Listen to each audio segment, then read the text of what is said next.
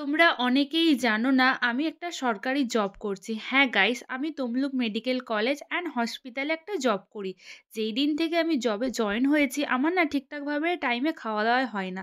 তার ফলে ভীষণই গ্যাস্ট্রিকের প্রবলেম হচ্ছে, দেন হেয়ার ফলও অনেক হচ্ছে, দেন স্কিনও খুব ড্যামেজ হয়ে যাচ্ছিল। এই প্রবলেমগুলো আমি ওখানে এক মেডিসিন ডাক্তারের সাথে শেয়ার করেছিলাম। ডক্টর আমাকে সাজেস্ট করলো ভীষণই হেলদি একটা ড্রিঙ্ক, হ্যাঁ গাইস, আমলা ড্রিঙ্ক। এখানে তো দেখতেই পাচ্ছ আমি আমলাকে ভালো করে ধুয়ে পরিষ্কার করে ছোট ছোট করে কেটে নিয়েছি। দেন মিক্সিতে ওটাকে আমি দিয়ে আর এখানে দিয়ে দিলাম 2 টুকরোর মতো আদা, আর তোমরা একটুখানি কারি পাতাও দিতে পারো, আমি কারি পাতা দিইনি, আর পরিমাণ মতো লবণ দিয়েছি। দিয়ে এটা মিক্সি গ্রাইন্ডারে মিক্সড করে নিয়েছি। দেন একটা কটন কাপড় থেকে আমি ছেঁকে রসটা বার করে এটা আইস করতে দিয়ে দিয়েছিলাম।